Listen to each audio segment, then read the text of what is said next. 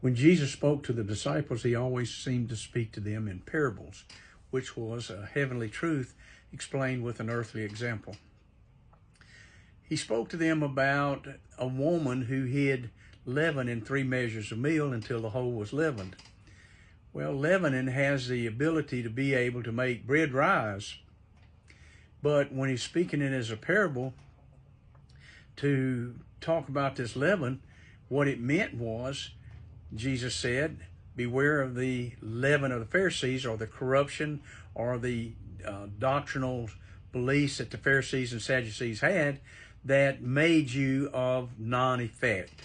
A lot of legalism. I had a young man that came to me and we were talking about the Lord, and he got saved. He said, I want to get baptized. Boy, he was excited. And so was I. He said, where can we go? And I said, there's not any place right now. All the churches are closed. Baptisms are. Don't know anything nearby. He said, I got to get water now. I said, okay. I know a little mud hole. Now, it's a little dirty. He said, I don't care. I want to get water. Well, I don't know what made him say that, but we went to this little mud hole, and enough to put him in it, and he got baptized.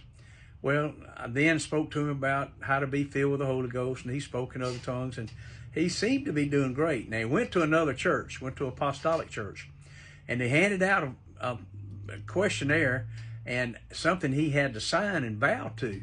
And in it was 25 things that he had to test that he would do or would not do according to church doctrine.